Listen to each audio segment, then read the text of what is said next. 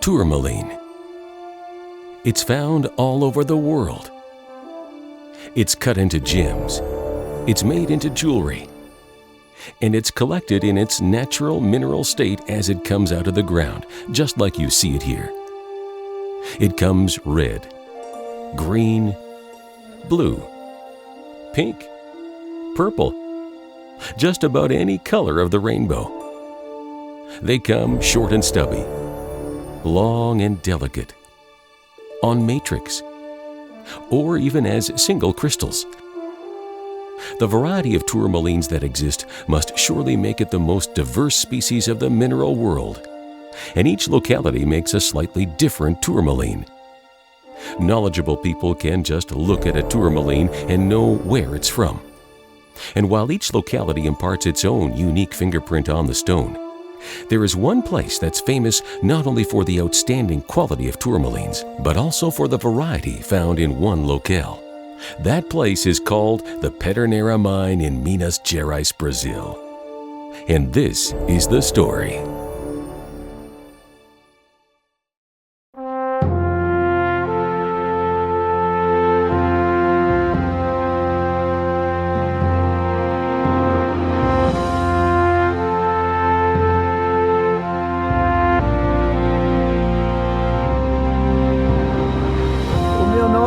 Como todos sabem. My name is José de Oliveira Rocha. My nickname is Keke. It was given to me by my parents and my family, and it worked out well for me. Because Keke is a lot easier to say than José de Oliveira Rocha. And that's Keke. He's the owner of the land, and he owns the entire mountainside. He owns the mine, and he's the patriarch of Santa Maria do Suaçuí, which loosely translates to Saint Mary of the Sweet River. He's about 90 plus years old. I think he's around 93, and he's in great health and claims that he can still bite clean through a chicken bone. He's very proud of that. He's a wonderful man and a real fun character in the scene of Pederneira.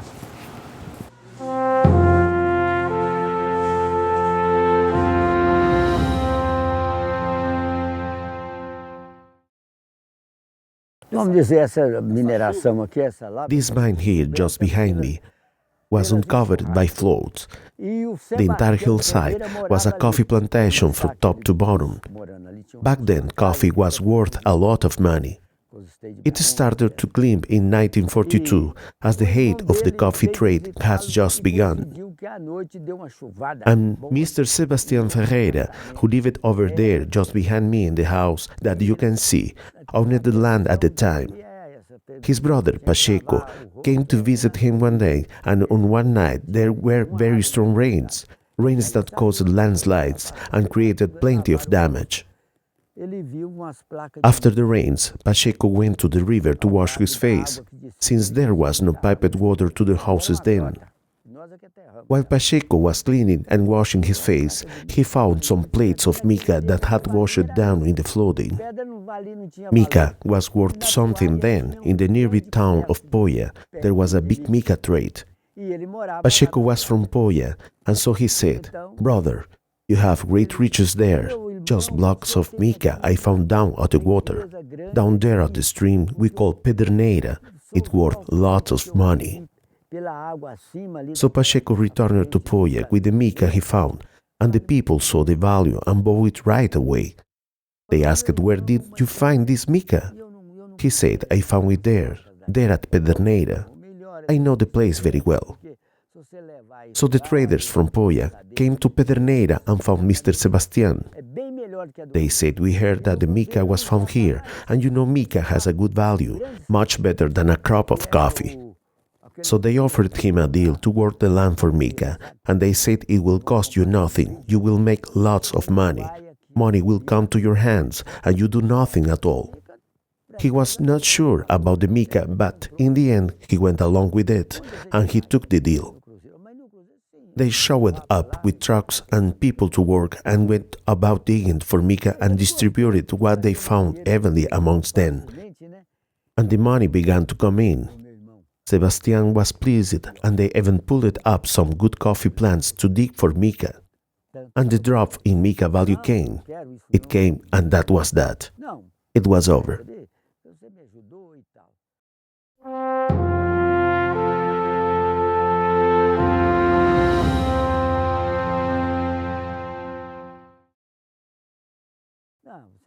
But Zeca Indo was someone who really motivated me. He pushed me to buy the land from Sebastian. He was a cook of Pacheco, and he told me Deca. I remember vividly that after the drop in mica prices, Pacheco filled up a crate with colored stones, and then some of red stones started coming out, and he filled up another crate. He filled up 2 crates, one of red stones, one of blue stones. At the time, the stones had a low economic value, but I thought it meant something, and so I took a chance and I bought the land. My name is Adeclides Pereira. I came here in 1985. I came to work in the mine here, behind me, for over 11 years. We left on March 12, 1995. That's 11 years of strain meaning. The stone production was constant. For over 5 years, we did not stop producing stones. We found lots of rubellite in the mine, plenty of it, big crystals, so big they split in half. It was red, very red. There must be over 500 to 600 kilos. We mined and mined stones. Some of it changed, and it became collector material in certain areas of the mine. All in different colors, green and yellows, and the quantity of crystal was a lot. Exactly how much I'm not sure, but it was a lot. In 3 big pockets, there must be near 3 tons of just crystals. Just crystals without matrix was 3 tons. Pieces with matrix were another 3 tons. And there were big pieces. Tourmaline on albite and feldspar. It all came out. All this material was just lying in the pocket. The crystals just poured out, and the matrix pieces were pried out and had a great combinations of feldspar and with albite, and of course, tourmaline. Then the productions began to slow down almost to nothing. So Dilo, the man who was running the mine, gave the order to blow up the work site. Use dynamite, he said, to blast the tunnels and close the mine. And that was the end. The mine was closed.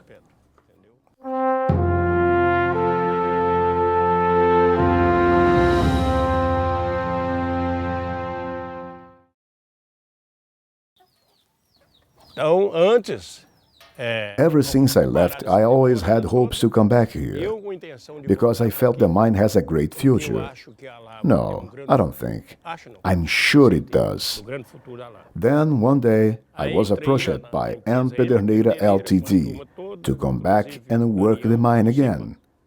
And so I took the opportunity, and here we are again working the mine. It's been 5 straight years of work just to clean and prepare the mine after all the blasting so many years ago. And here we are at the beginning of a whole new future. So in 1999, the first pocket was found that sparked the new era here at Pederneira. And it was found by a local miner who actually used to work in the lower tunnel, in Dilo's tunnel. And he was walking around. He has a farm right here at Pederneira at the mining site.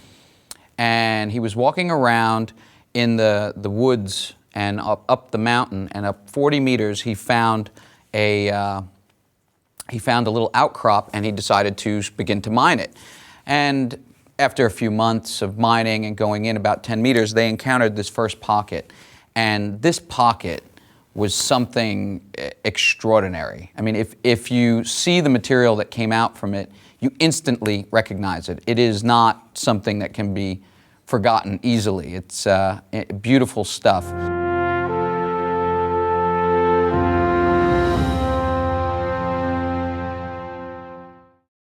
The pocket has a wonderful story. It was found. Unfortunately, this pocket was likely collapsed, and which is typical for 90% of all the pockets that are found at Pederneira. And yet the remnants are some of the finest tourmalines in the world. What was actually preserved for collectors to enjoy. And it was stolen by miners, we believe. Dada does not have any claim to having dug it out. And the pocket was then brought to Valadares by some intermediary dealer who had a relationship with St. Clair Fonseca, who is affectionately known to his friends and family, and actually to most people, as Keke. And Keke immediately recognized the importance of the pocket, not only from a collecting standpoint, which is what most mineral collectors now recognize the pocket for, but from a gem value, from a lapidary value, as the crystals of tourmaline were flawless and an incredible chrome green. What made the pocket really spectacular was something unique that I've only seen here in Pederneira on 2 occasions, this being the first, is lepidolite. Now, lepidolite normally is common and found in pegmatites all around the world, but I had never seen, and I don't think anyone has ever seen, these elongated crystals, really individual crystals up to almost an inch in length and about the thickness of a pencil, in groups and irradiating from central areas, and the color was just the most vibrant, beautiful rose pink to red color. I mean, it was striking, this combination of contrast with this chrome green tourmaline, and then just right on the crystals and surrounding the crystals, this beautiful lepidolite. Lepidolite in just bursts of color, and I mean, it was just like a 1-2 punch. You saw this color and you were just like blown away. So Keke, he gets the pocket brought to him in Valadares. He immediately recognizes the importance and he buys the pocket, held it there for a week or so, and then packed it and carried it with him to Tucson. By the time Keke had taken off to go to Tucson, people knew here in Valadares, or in Brazil, that this pocket was something special.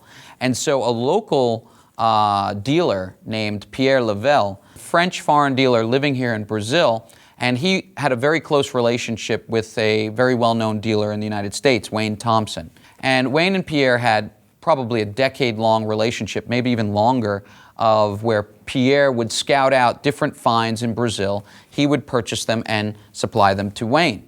And so Pierre immediately grabbed a flight and flew from Brazil straight to Phoenix. And so he waited in Phoenix for Keke to arrive at the airport.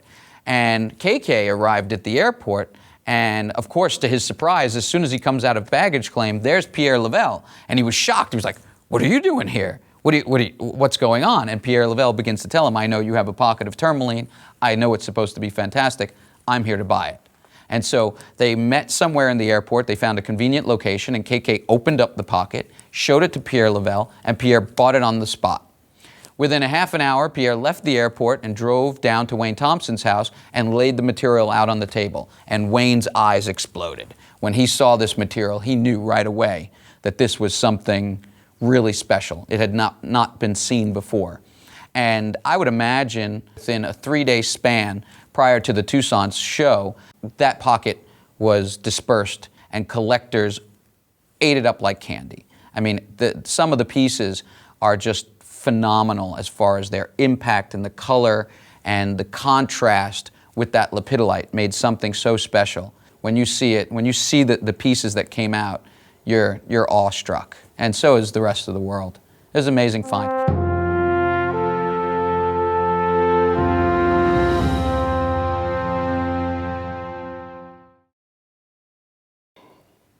After Keke bought the pocket, he went to United States to sell at the Tucson show. And he sold his merchandise to Pierre Lavelle. And when he got at the show, Keke told to his friend Miranda he bought a beautiful lot of tourmaline, and he make a good profit in it.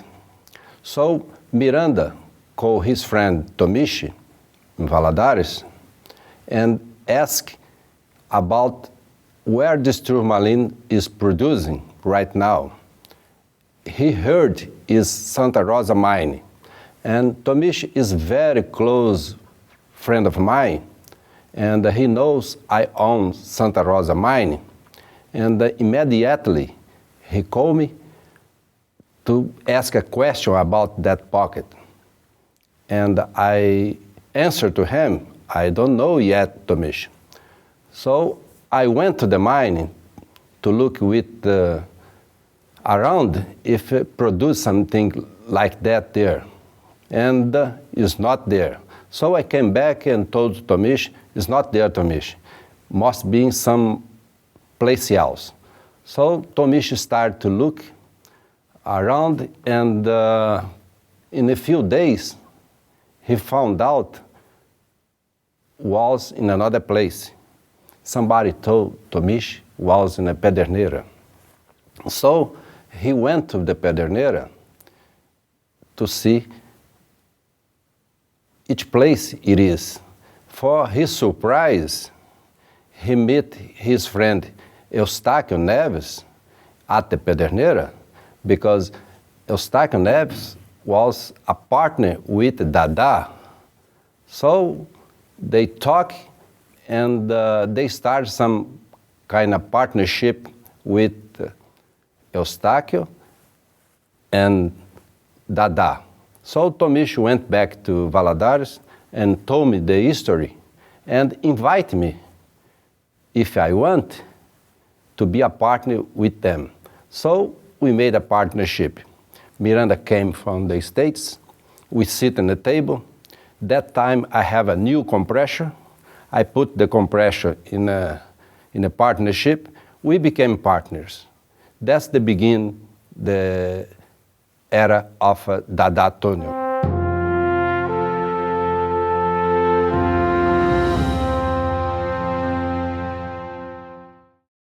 The first pocket we hit was the citrine pocket. And that time, all those partners was very excited to find something. So when when they call us, they found a pocket, everybody came, all those partners came to the mine to see the pocket. And the pocket was big, that big, maybe 4 meters long, and a lot of quartz and citrine. And we found a good material, but the two good ones was the albite with some tourmaline in the bottom, and that longer, beautiful, beautiful citrine. And the other one was 2 big citrines, complete clean, and like a cathedral in the top, perfect, no damage. So everybody's happy, but no tourmaline. The best pieces from this pocket, this quartz pocket, there were 2. There were many smaller pieces, and the quality of the crystals, they had this very nice hint of citrine. They weren't very, very orangey or yellow. They just had a beautiful hint of citrine, which was, it was nicer than some of the darker citrine quartz that comes from throughout Brazil and around the world, because they had lots of life. And combining that just hint of color with exceptionally sharp prismatic crystals that were, they didn't have interruptions on the prism faces or on the termination faces. They were nice and flat, so there wasn't a lot of this windowing or multi-growth on the crystal faces with outrageous luster. Bright, bright, bright. These crystals danced in a light. You'd put a light anywhere, and there were 2 really marvelous examples. One of them a little bit better than the other, and I actually was lucky enough to buy those 2 pieces when I came on my first trip to Brazil in 2000. The pocket produced maybe half a ton of quartz in all varying degrees. And again, it was dumb luck what survived. They blasted into the pocket, they found the pocket, they blasted to remove material from the pocket using rudimentary tools, and only by dumb luck were these two incredible specimens preserved the way they were. One of them was a plate about as big as I'm gesturing, probably about 2 feet wide, 2 feet across, and about 4 or 5 inches thick, of just beautiful, slightly undulating Clevelandite with this bluish hue and little tiny tourmalines coming out here and there, maybe 4 or 5 crystals. Right in the center of this was a crystal about, probably 6 or 7 inches across and about 20 to 22 inches tall. And it just came up like this perfect, beautiful skyscraper coming right out of a white matrix, and had this light citrine color, and it was absolutely perfect. It didn't have a ding, a nick, a chip on it anywhere. This was one of the finest quartz specimens I'd seen in my life to that day, and it's one of the finest quartz specimens I've seen another decade later. So I was very happy to get that piece. The other piece that came in that pocket that I also bought was 2 quartzes that were very much like smokestacks. They were side by side, sort of in the foreground of a matrix of albite that went behind it. And each crystal was about 18 inches tall and about 4 to 5 inches in diameter. Absolutely water clear. And these 2 had a little bit of stepping as they went up, very much like on a church or on a cathedral, with these little steps in and out. But beautiful luster, no damage, just wonderful examples of crystal quartz. 2 of my favorite pieces, and they have a very special meaning to me because it was the very first purchase I made from the Pederneira group, so to speak, the Pederneira partnership, and from this mine. And it brought me into, it was the beginning of my working with Pederneira material, which has dramatically changed my life. This experience of working with Pederneira, experiencing these pockets now for a decade, I look back and I just wish I could rewind the clock and do it all over again.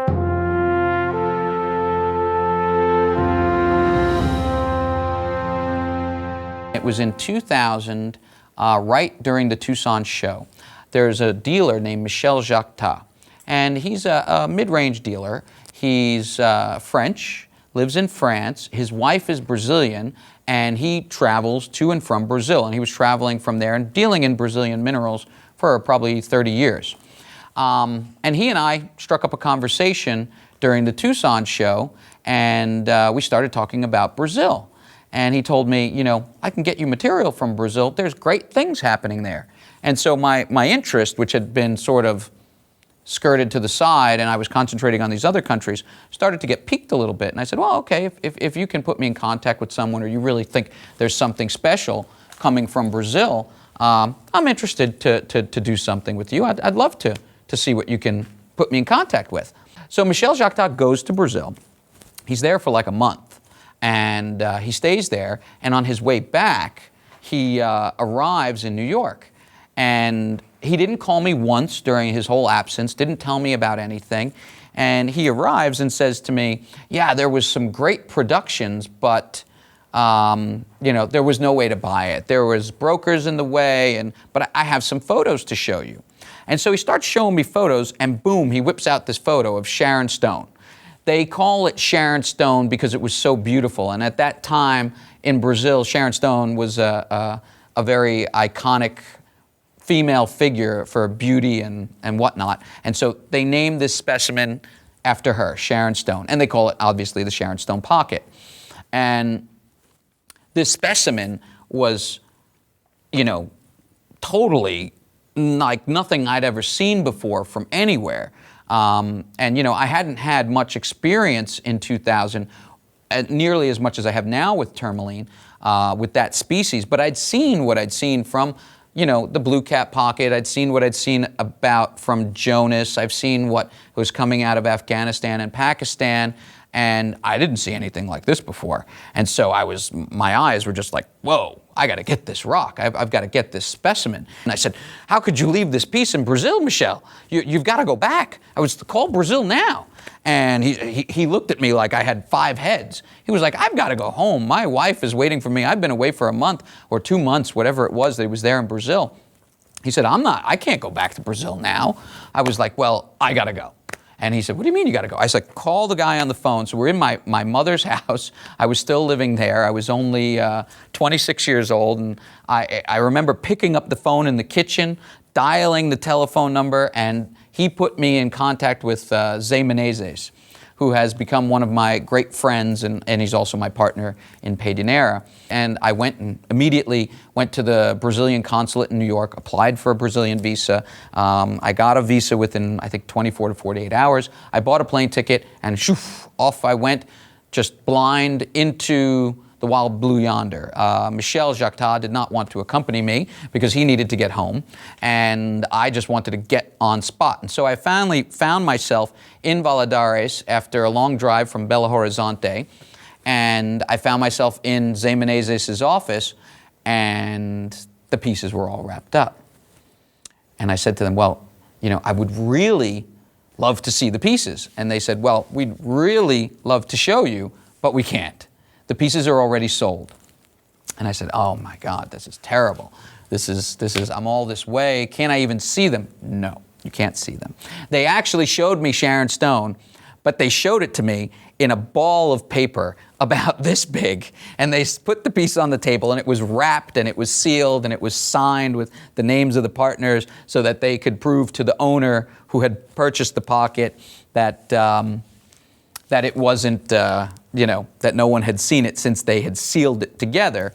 And I sat there and I just looked at this ball, and I knew what was inside, and I was like, why can't I? It was just the biggest tease in the world. Ironically, the brokers and the dealers who had purchased the Sharon Stone pocket, they ignored the quartz pocket, because the quartz pocket was sort of less important. And obviously it was at the time. I mean, it was only quartz. But these 2 quartz specimens were sitting in this room at Zé Menezes' office, and they were just sort of on the sides. And I had been looking at them while pacing around the table 20 times, trying to convince them to show me the piece, and that they wouldn't show me.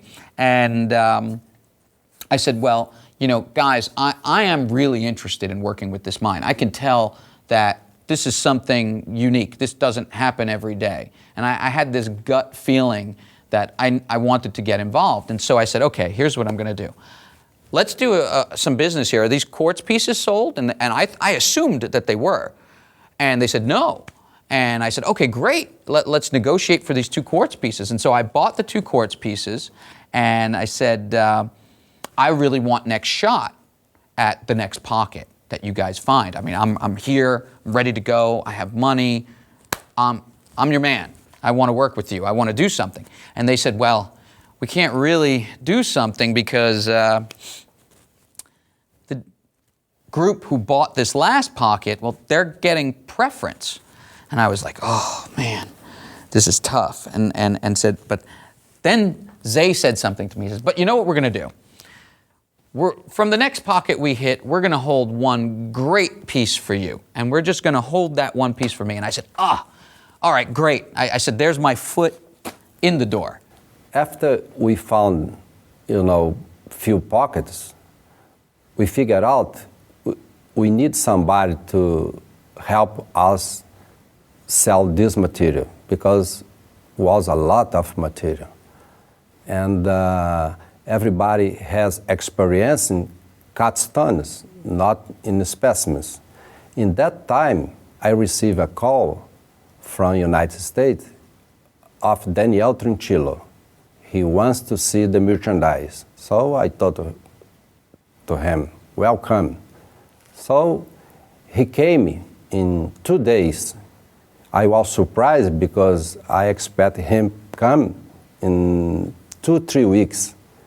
So he came to my office, and we started to talk, and he wants to buy the Tourmalines. But the Tourmalines, we already sold to another person, and the person sealed the lot, and I cannot show Daniel Trinchillo. So I told Danny, I'm sorry, this is already gone. And we have a chance to next pocket to show you. In that time, he saw 2 quartz was on a table, was citrine, very nice, and he told me, okay, if I don't get the tourmalines, I want to buy those quartz. So he asked the price, and we make the deal with those quartz. So he's happy, not really happy, because he wants the tourmalines, and we cannot sell to him that time. So after deal, he told me, I don't need this quartz right now. You can keep it here, and when you found another pocket, I came and I take the quartz. I did this because if I give you my card, of course you're gonna remember. But if I buy the piece and leave the money with you, you're gonna remember for sure.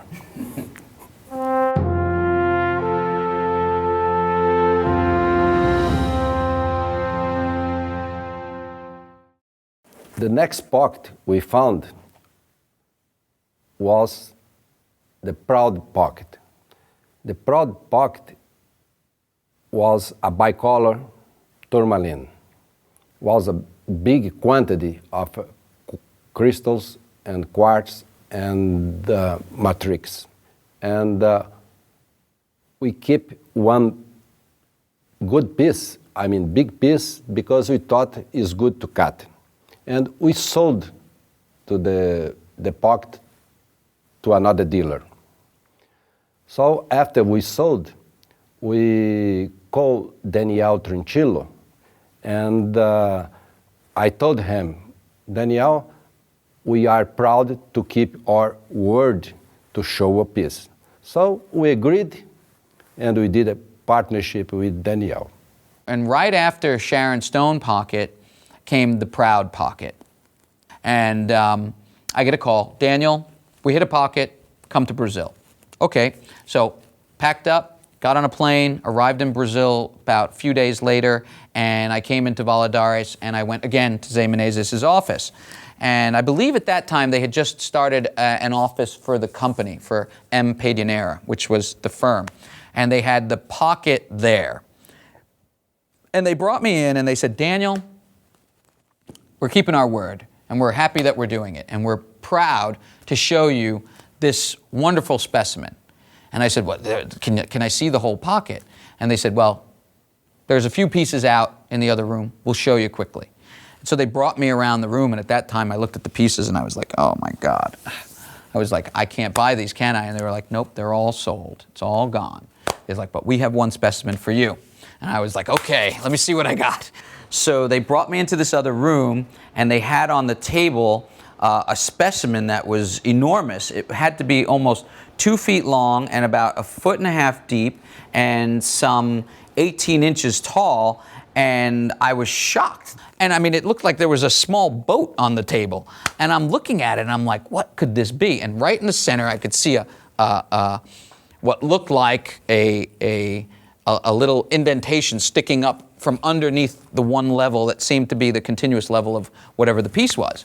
And so they did the unveiling, and I was like, oh my God, I was blown away. There was this giant green-capped tourmaline that looked very much like the BlueCap tourmalines from the Pala district in California, except this one had a vibrant green cap and the same sort of red, cherry red, pink body of the main part of the crystal.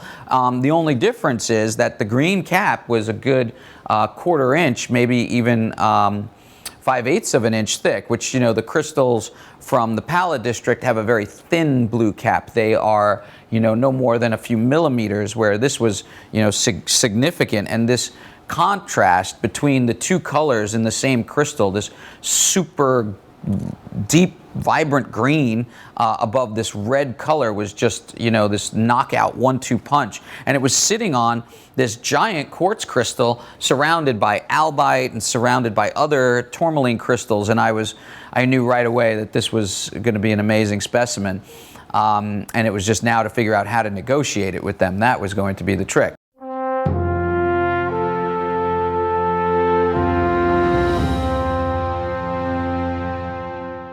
The next pocket we found was the rocket pocket. That time I was at home and the guys from here called me and they said they hit a pocket and they already found some pieces. And I told him, okay, I'm gonna be there tomorrow morning. Close the tunnel and wait for me to take the pocket. So in the morning, I buy something in a town, and then I went to the mine. To my surprise, when I arrived in the mine, they already blasted. So I complained to the guy, how you did this? Why don't you wait me? Oh, I did it. So I told him, I want to go to the tunnel.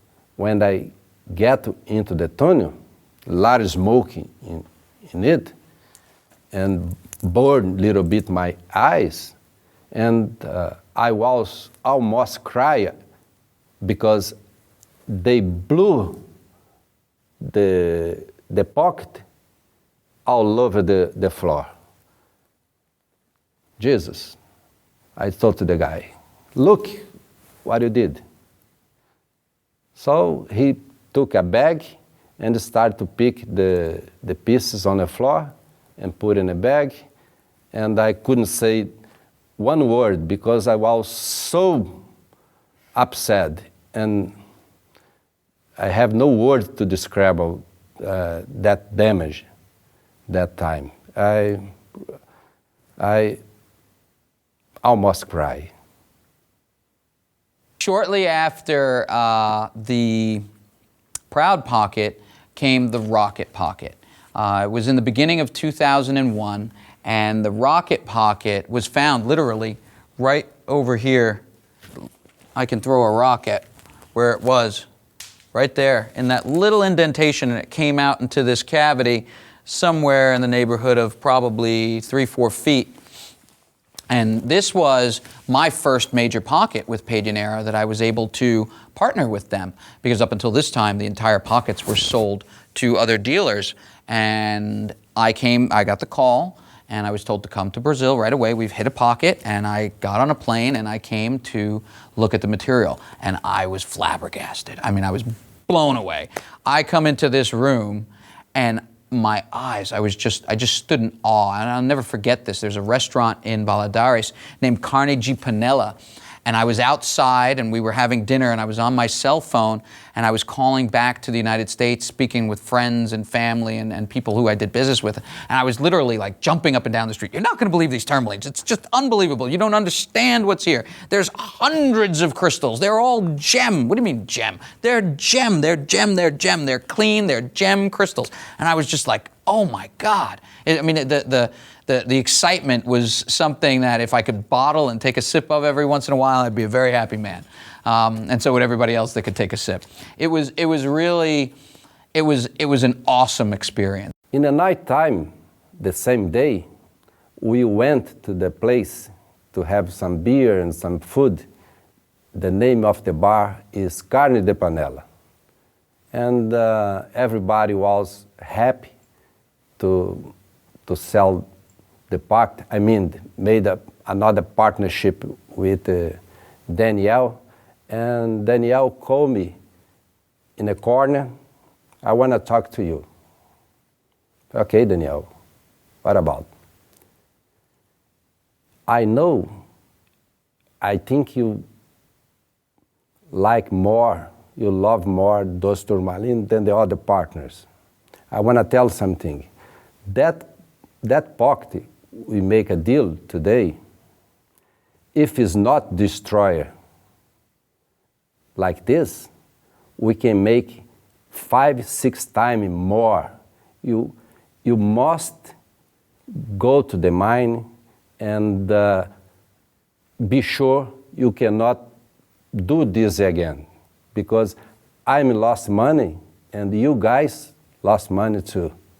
That's the time I figure out I have to pay more attention to the pockets. I start to learn with Daniel, and he started to help us to understand how we need to take the pockets. So there's these multifaceted terminations pointing straight up, shaped like the top of a rocket, and this phenomenon is something that happens naturally in the pockets, and there's this fibrous layer in between the pink and the outside skin or rind of the green, and when that breaks, it comes off like a sheath, and the pink center is now visible immediately to the eye, and it's not obstructed by the rind anymore, but the top of the crystal is still intact, and so what you have is what looks like a rocket. One of them, the rocket, was the most specific, it was the one that gave the namesake to the pocket because it looked so much like a rocket, and it was the highest quality of the 3 rocket crystals that were discovered. The actual reason these pieces exist is because the pocket was destroyed. Had the pocket been taken out intact, these rockets would not be rockets, and the pocket would have been named something else, I'm 100% sure. That notwithstanding, the pocket produced some of the most beautiful specimens that we'd seen up until that time. There were probably, at least still, even though there were very few matrices preserved from the collection of the pocket, there were probably about 10 or 15 matrix specimens with tourmalines repaired, oftentimes, but of this vibrant green gem tourmaline sitting on these white blades of clevelandite mixed with just a little touch of quartz and a little touch of lepidolite here. It was just really the aesthetics and the total beauty of the specimens that came out had never been seen before. But at that time in 2001, that pocket was one of the most major tourmaline pockets in the world.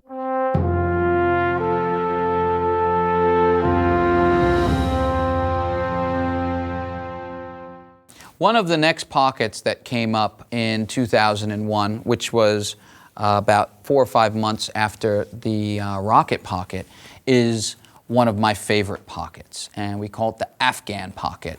We call it the Afghan pocket because the tourmaline that was produced from the pocket looks very much like the very light pastel tourmalines that are produced from Afghanistan, from the Logman area. And they have a very light green to and a light pink. And these were slightly more intense than that, but they were reminiscent of this sort of pastel-y color that I'd seen from Afghanistan, and so we called it the Afghan pocket. And unfortunately, the pocket was very small. The interesting thing is probably the 4 best pockets, or 4 of the nicest, most unique pockets, I won't say best because all the pockets are amazing from here, were the smaller pockets. And they can produce, even though a pocket is small, it can produce incredible material. And the Afghan pocket was a perfect example of that phenomenon. The quality was outrageous. We're talking tourmalines that reached almost 10, 12 inches. Fantastic luster. The luster from the Afghan pocket was just the best you could hope for on tourmaline. And they were gem, and it's a bicolor tourmaline. So the bottoms of the tourmalines are bright, vivid red. So the tourmaline goes from gem green to absolutely clear, and that stripe is probably 1/4 of an inch in thickness, and then it continues back to the green, and then has a distinct line and goes to the red. And so, I mean, you can lay out 100 tourmalines from pockets all around the world, and I can in 2 minutes pick out the ones from the Afghan pocket. Unfortunately, this was not a big pocket. I wish it was a huge pocket.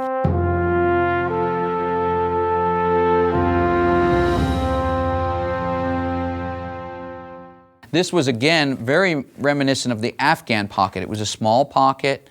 It was beautiful quality. It was actually the finest quality for cutting that Pederneira had produced till date. It was a blue with just a hint of green, just the right amount of green, and it was just gorgeous. And the crystals were very thick. They were somewhere in the neighborhood of probably an inch, inch and a quarter in diameter, and it was bicolor. So they started off with a reddish core for the first couple of inches, and then just went into gem blue sections. And the crystals were long. They were, probably up to 15 inches. And again, this goes back to Pederneira being this wonderful variety. I mean, every pocket is different, and this pocket was phenomenal. The crystals were big, they were gem blue, they had this bicolor bottom, and they had very little matrix in this pocket.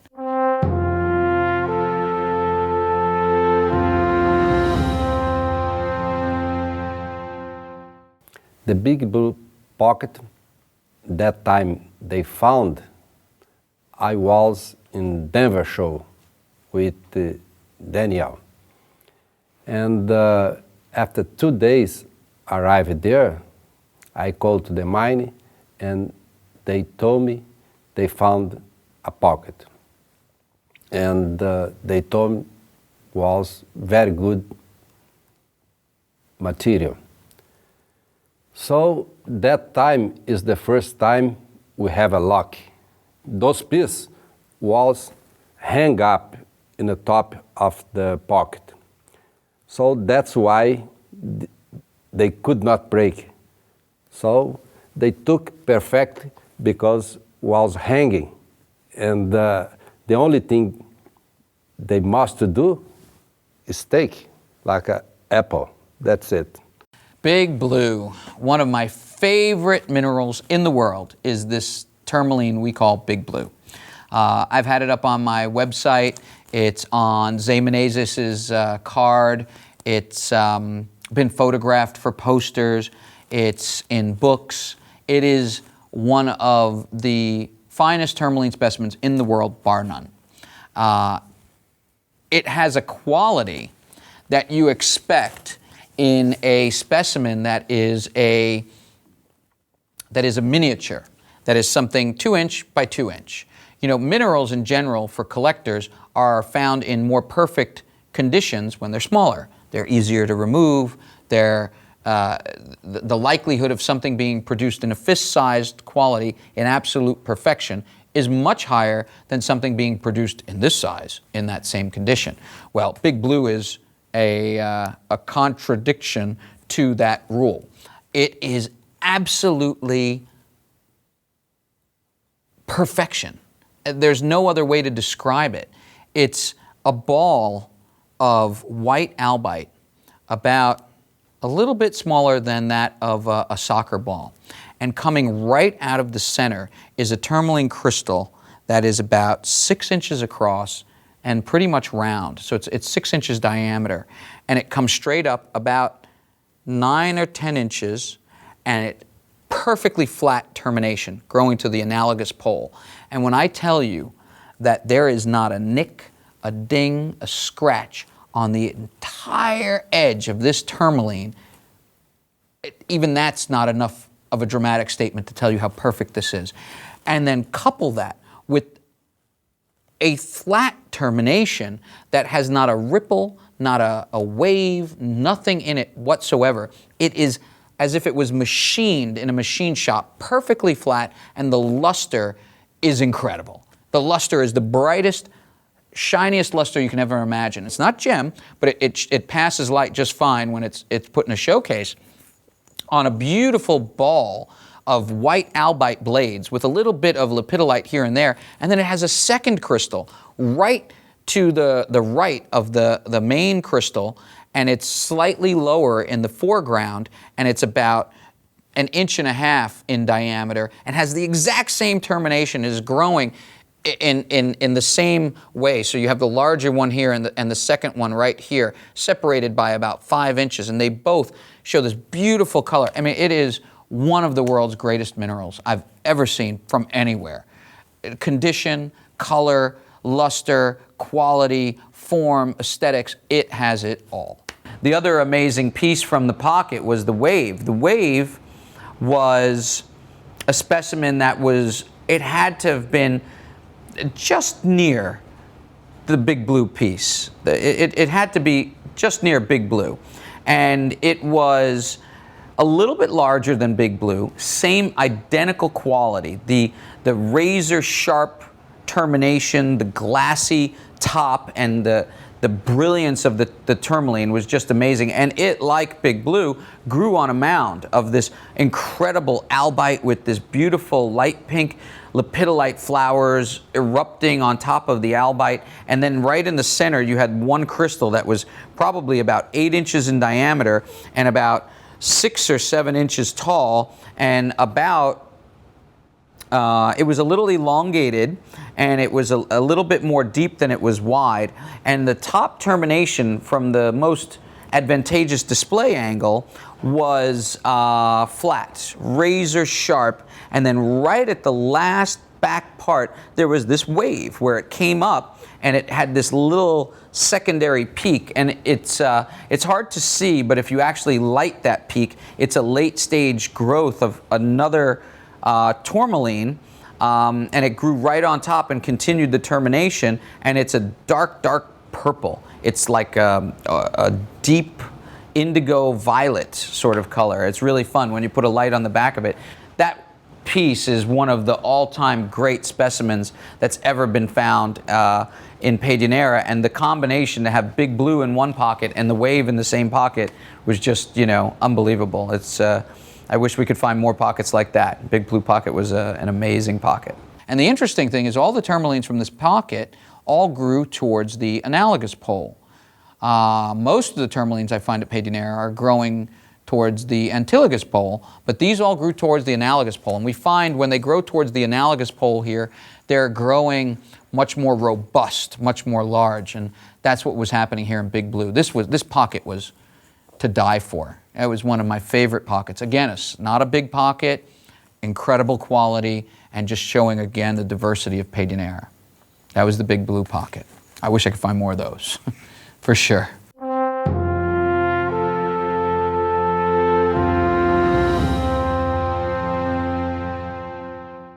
The Grandon pocket was a green tourmaline with some matrix of quartz. That pocket, when we hit the pocket, I was in here, and I was in the beginning that pocket. So open the pocket, we make a small hole, you look inside, and you can see a lot of tourmalines in the pocket, and quartz, and everything mess. We found, we were able to remove this pocket intact and bring out a large amount of the matrices. One piece, the name of the pocket is Grandon, which means in Portuguese or translates to like the big chief or the head honcho or the big guy, the don, and think in a mafia movie or something like this. This is the Grandon. And we removed one specimen. It was somewhere in the neighborhood of, I'd say it's almost 3 feet across and about 2.5 to 3 feet tall originally. It's been trimmed down to lose some weight. And it's about 18 inches deep. And it's this beautiful matrix of white bladed clevelandite undulating from one side to the other. And right in the background are 3 giant gem-clean citrines, very much like the citrines in the very first pocket, or the second pocket they ever found here in Dada's tunnel, the quartz, the citrine pocket. And then in front of that are tourmalines. And there are no less than 100 gem green tourmalines, exactly the same quality as the rocket pocket, shooting out in every direction. And I mean, this specimen took 6 months to find all the pieces that went to, because it was such a large matrix and you could see all the spots, and we had all these crystals that came out from the Grandon pocket that we needed to find them and find the fits, and we did, and the result is a masterpiece. I mean, it is unique in the world of tourmalines. There is nothing else like it. It's one of the finest specimens that's ever been produced from Pederneira, and one of the finest tourmalines in the world. There were other specimens that came out, probably another 10 or 15 matrix pieces, and numerous beautiful tourmalines that were of this same type as the rocket pocket. But again, because the collecting, because of our awareness and our education in the collecting process, they were much fewer repairs, retrieved and preserved in much better condition, and they're gorgeous. They're just absolutely beautiful.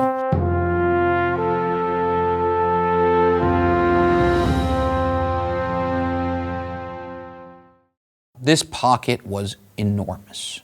It was probably somewhere in the realm of 5 meters or 15 feet in length, and at least 2 or 3 feet across and 2 or 3 feet high. And inside this pocket was an incredible amount of gorgeous blue tourmaline. But what made this pocket different was that it had not been blown into. It hadn't been destroyed. There were no fewer than 300 to 400 crystals that came out that were removed intact, unrepaired. So instead of a single crystal that's 10 inches long having 10 repairs, they have none, or 1 or 2, which made for an incredibly different look in the finished product of when we were able to put the specimens back where they grew. The pieces were dramatic, they were gem, they were beautiful, and there were lots of them. And there's a couple of my favorites from this pocket. One of my favorites from this pocket I call the smokestacks. It's a specimen about the size of what I'm showing with my arms, and it has in the center 2 giant smokestacks, about 5 inches across, growing side by side on this matrix. And then at the same time, you have these other long gem crystals shooting out in all different directions. Really one of the most impactful specimens you've ever seen from tourmaline from anywhere in the world. And it's these blue crystals on this white albite matrix with lepidolite in just all the right spots. It's really dramatic and incredible. That's the smokestacks, and that's probably my favorite specimen. We hit the pocket and no mud inside. When you look through the hole, you can see 3 meters ahead, and you can see the tourmalines, unbelievable. So again, we started to open very carefully, and that time I take a water and spray water, and looks more nice. And we have some pictures of those pockets. We took it. And again, we spent few weeks to take that pocket. And was long crystals, some B termination, and the color was very good kind of blue, and a lot of lepidolites.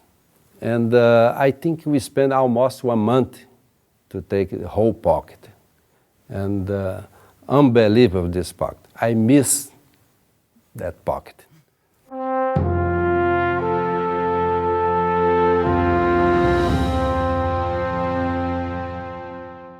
The bicolor steel pocket was not big pocket. We hit the pocket, and I look, and I didn't see quartz in it. So I was afraid to don't have those tourmalines inside. So I started to work very carefully, and then I see one piece was perfect bicolor. I think the most beautiful piece I see in my life. And I'm very happy to be here, talk these histories to you guys, because only few persons can have an opportunity to found a specimen like this.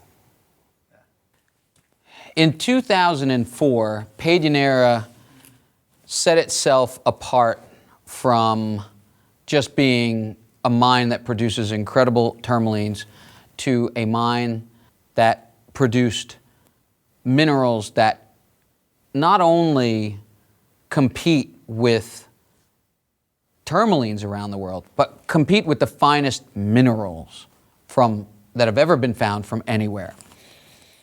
It had done so once before, and I would say that was the Big Blue pocket.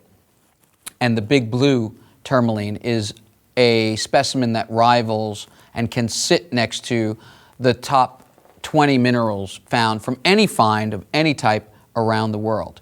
Well, it did it again in 2004, and it produced what we call the bicolor steel pocket. Bicolor steel was a small pocket. It produced no more than 15 or 20 crystals entirely. And of those crystals, the matrices were well retrieved. The repairs were so few, and the matrices were so intact. It's almost like the thought that chance favors the prepared mind. They were prepared, they were ready, they found this pocket and they pulled it out. And by chance, it's the finest quality tourmaline the mine has produced, bar none. It's bicolor tourmaline. The crystals reached somewhere, I'd say the tallest crystal was about 10 or 11 inches. There's a distinct break right in the center. So 50% of the crystal grows up in an intense red. Then there is, very much like the Afghan pocket, a very clear line. And every crystal from the pocket exhibits this exact line, no matter how big or how small. Actually, I take that back. Not every crystal. Every crystal growing towards the antilogous pole exhibits this. Every crystal from the pocket, because there were also some smaller crystals that grew with flat terminations as opposed to terminations that have small facets, those flat termination crystals are growing towards the analogous pole, and those were blue caps. So they were red with a small blue cap. And those in the pocket were actually quite small. They only reached a few inches, maybe 1.5 inches to 2. Whereas these long crystals growing to the antilogous pole were breathtaking. And all of those crystals had this DNA trait so typical for Pederneira to assign to a pocket. And right at the transition between the red and the blue of the top is a clear line that's about 1/4 inch thick. And it's on every crystal in the exact same spot. And so it produced this specimen that is affectionately known as bicolor steel. Bicolor steel is one of the most incredible mineral specimens I've ever had the pleasure of observing, seeing, holding, admiring, period. It sits next to the rabbit ears tourmaline, the dragon gold, the phosphophylite. It is among the finest for several reasons. First of all, it has perfection of form. The aesthetics are to die for. It has 3 crystals growing out from a central matrix, all in the perfect proportion to each other. They're not spread too far. They're not too close. They're just right. And each one of them is gem from bottom to top, and they're growing out of a contrasting matrix in just the right way. And it's incredible that this specimen, the main crystal is actually a group of crystals. The main crystal in the center is 3. It's a tall crystal in the center with 2 sidecars, and that came off the matrix at its base in one intact piece. So they're not repaired at all through the body of the entire crystal. They are only separated from the matrix at the base and lock right on. So from a visual standpoint, you cannot see one repair in the crystal. The second crystal coming off to the right is a single crystal of the same length as the main crystal, and that comes out to the right of it at about a 30 degree to 35 degree angle off of dead on to the main group of crystals. And then coming to the left is another similar crystal that comes out on a similar angle from the main body of crystals. So what you have is this view of so many things happening at once. You have near to perfection of condition, as perfect as you can imagine. You have color, striking color, boom, boom, it just knocking you out with impact of this blue over the red with this little tiny white stripe that just sets it off just enough. And it's in the perfect aesthetic form. I mean, no one could have designed the piece any better than it is. It's a miracle. And it is one of the world's finest mineral specimens, bar none. And it is likely to be argued that it is the finest tourmaline from Pederneira by leaps and bounds. Next specimen that would compete would be Big Blue. And it is one of the top 3 or 4 tourmalines in the world, including what's been produced from Jonas, including what's been produced from Barra de Salinas, including what's been produced from Afghanistan. It stands alone.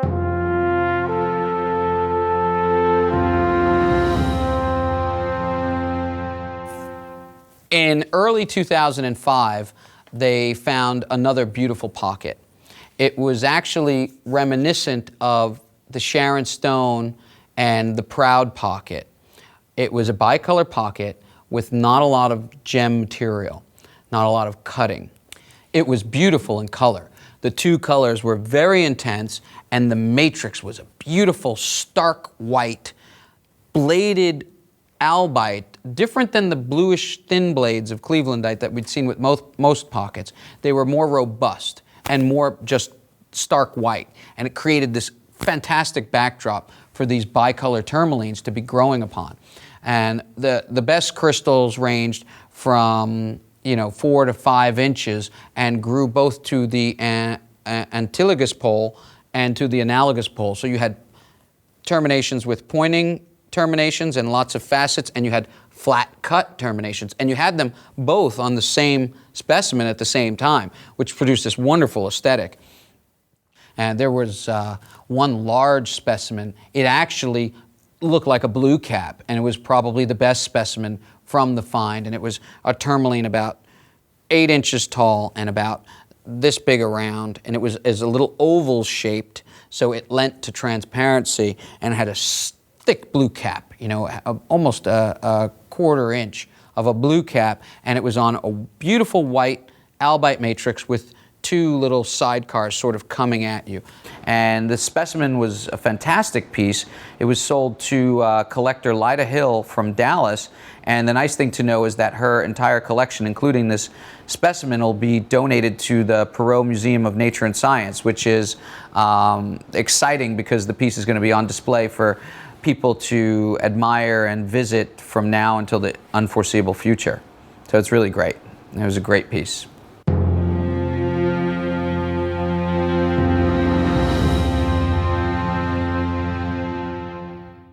"2006 was upon us, and Dada's tunnel and all the work that you see was coming to an end. The pockets were becoming less frequent. They were becoming smaller in size. There were a lot of empty pockets. We were not finding the same signs that we were finding in the earlier years here at Pederneira, and things started to slow down. And it was noticeable. And we were working very hard to find what we did find. And we had worked all the way to the end of the tunnel and back again to the front. We searched the sides. We went down. We went up. We hired geologists here in Brazil to come in and look at the mine and give us their advice. We used ground-penetrating radar, GPR, to try and ascertain where we might find pockets and follow those indications, all to no avail. We basically did everything that we could do, and our last pocket was hit in the end of 2006. There were only 2 pockets in 2006. The violet pocket, Violeta in Portuguese, and the gem blue. And the gem blue pocket was the very last pocket, and it was a small pocket. It really only had one piece.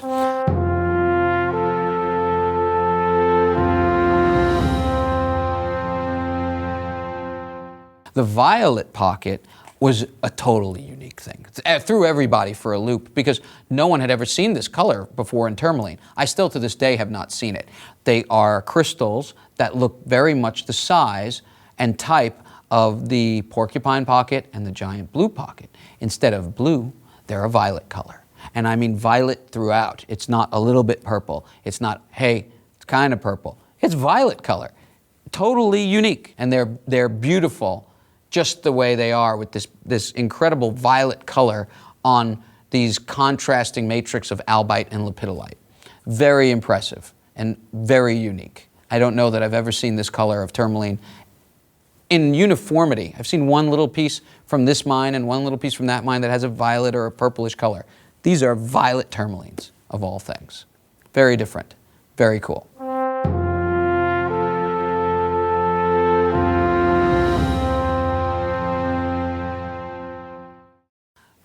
The last pocket, the end of an era, was here in 2006, somewhere in the middle of the year.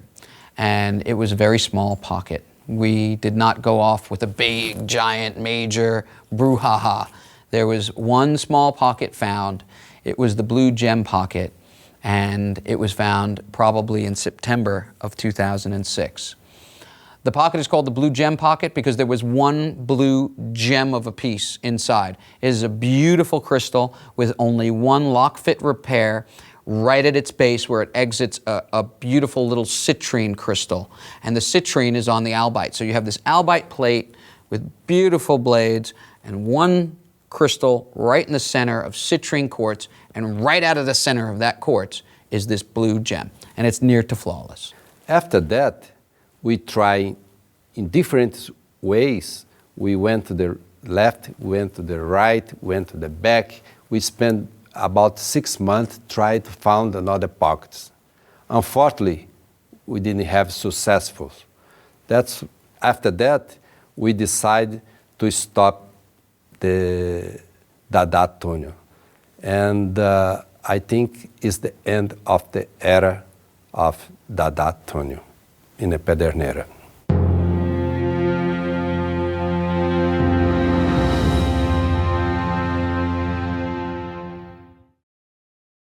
That was the last pocket of 2006 and the last pocket of Dada's tunnel. This incredible era of production after production, of education for us as miners and as mine owners, for mineral collectors, seeing the incredible abundance of this mine, had all just come to an end. And even though they mined here for another 6 or 7 months after that and worked very hard going in all the different directions, none of it showed any signs of what they had seen before. And until now, it seems that this mine will remain just a happy memory for many people, and through living through the examples that are out there in collections today across the world.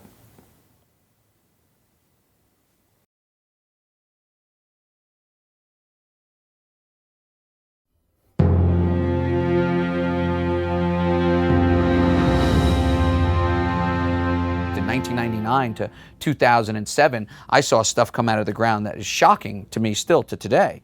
And it's, changed the landscape for tourmaline as a collectible and for collectors around the world. I mean, Pederneira has become probably the premier collecting locality for the species. I don't think there is another locality that has so much diversity of color, of quality, of size types, of combinations with other species and in different aesthetics, that you could collect Pederneira all into its own. And so it's become a certain bar for the species that, it's very sad to imagine that it's gone forever, which is what we thought it was. And that was why we redirected to the lower tunnel.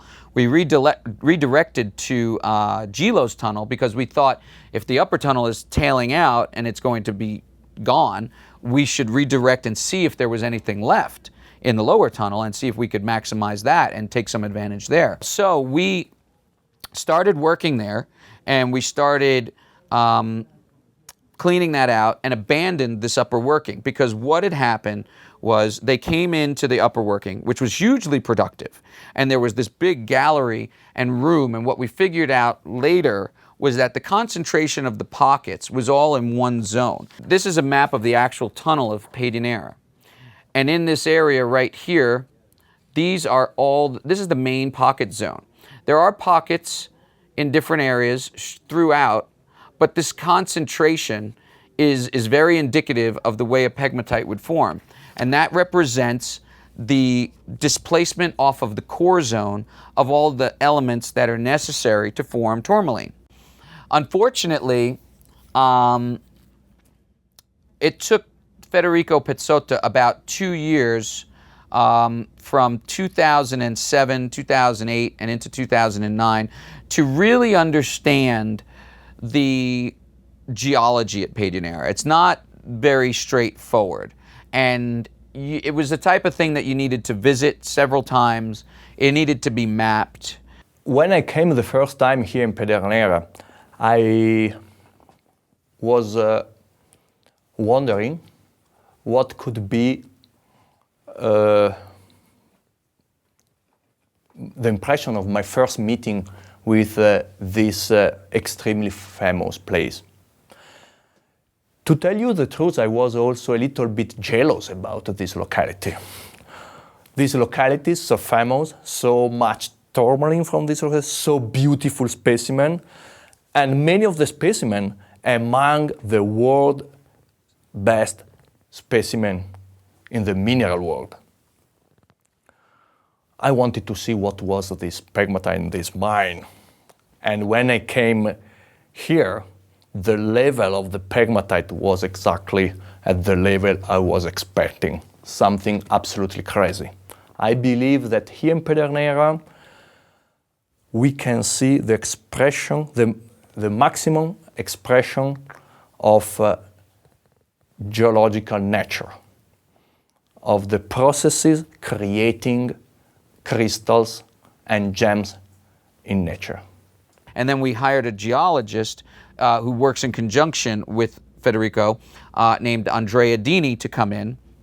And Andrea, another well-renowned pegmatite geologist, and I should say that Dr. Pezzotta is also a pegmatite geologist. So he has the specialty in this exact field. And he's studied pegmatites across Madagascar for 25 years. So he has that background that we thought would be a really key to have him on board on our team. And so with getting a professional map done of all of the workings, what existed, and getting it specifically to what is in space, exactly the latitude, longitude, everything is all calculated and drawn to accuracy, combined with power washing the tunnel so that you could see the rock. They were able then to look at it very differently. I have never seen in my life such a big pegmatite producing pockets with tourmaline crystals. This is, I believe, the major point of this pegmatite. As large are pegmatites, as complex they are. If you compare this pegmatite to some pegmatites around the world producing spodumene, producing industrial spodumene, producing industrial feldspar, producing industrial beryl, this is not a big pegmatite. There are pegmatites which are 10 times, even 100 times bigger than this one. But if you have experience around the world about the pegmatites producing cavities, pockets with beautiful tourmaline crystals, this is a monster. Many of the most famous pegmatites producing tourmaline crystals around the world are dikes, 50 centimeters thick, 1 meter thick, 2 meters thick, maybe 500 meters long. But this is a pegmatite, 10 meter, 20 meter, 30 meter thick, And the vertical development is close to 100 meters. The horizontal development may be 150, 200 meters. This is really a monster. So the size of this pegmatite is what makes this pegmatite rather unique. I'd say in early 2013, we determined that what we had was a pegmatite that we hadn't totally taken advantage of. We haven't fully exploited by any means. And what we found was that they had mined off track on a dipping trend, the miners, and gone outside the productive area into the more sterile horizontal pegmatite. So the thought process was that there was a mirror zone on the other side over here, potentially, of this whole area, which would basically be a whole new life to the mine. And the question was, is it there or isn't it there? So that's what led to our drilling campaign that began in late April, early May of 2014. And I was advised by Dr. Pizzotta and Dr. Dini to purchase and acquire a very small rig made by Atlas Copco that is called the Diamec 232, and it is a core driller that can drill core holes within a tunnel in a small area and is still able to drive 100 meters. And so we could do core samples to go 100 meters and get back the cores and look at the results to understand. We began drilling in May of 2014, and we drilled a little over 800 meters of core and pulled that out. And those core samples, it's all very important that as they're collected, they are kept exactly in their orientation. They are all numbered. They are all photographed. They are all taken in a way to give the geologist the ability to study them and understand. And if you switch core samples places, it can have a dramatic effect on the results that are studied by the geologist. And so we have to maintain a very stringent control on maintaining that the cores don't get mixed up. And this is not easy to do in a mining environment. There's a lot of hands involved. Accidents can happen. Tray can be dropped. It's complicated. But luckily, we were very successful. And when I saw the results of this machine, and I was blown away because the information that they were able to provide us, the real proof of geology. I mean, it was very black and white. It's very simple to explain to everyone. And you could literally see where the mineralization is occurring, why it's occurring, how it's related to the other workings. We were able to drill from the upper tunnel and intersect the lower tunnel that's been productive. We were able to determine that those two vertical bodies of pegmatite are two totally separate geological structures. They are unrelated to each other. You know, we produced more core in less time than we thought we were going to. And that was great. And the yield was amazing. Being displaced from family, being away from home for, almost 3 months straight is difficult. And so we weren't able to complete the entire campaign in one session. We're starting the second one literally, I think in about 8 days. Today is September 13th. It's starting on September 20th. So 7 days from now. 1 week from today, they go back on site and they begin the second campaign, which will also run for probably another 60 to 80 days. And so we're excited. The drilling campaign is kicking off the second one that's really going to say we're 100%. We're 99.99, now we're 100%. Plus, simultaneously, the mine's alive. It's mining. People are excited. The miners are excited because we've got this new vision and we've got this new directive and we feel it's there. And so I believe that within the next year or year and a half, we'll be able to share a whole new series of pockets and Tourmaline with the collector and gem world that people have never seen before. And that's going to be fun and exciting. And so, I feel like we're on the cusp of some greatness that comes. Could we be wrong? Absolutely. I mean, mining is mining. There's no guarantees, and you work really hard to try and find what you're looking for, and you use the best common sense, science, everything that's at your disposal if you're going at it, and it could yield something wonderful and it could also disappoint. So, to be continued. É o meu otimismo ali. That's my optimism there. That's my conviction that God put that there for men. And the men are us, that God chose us to deliver all that's in there, and we were not going to take it all of it out. But a good part is going to come out. A good part is going to come out. So, I think like this, I don't know, but I have the hope to still see many things.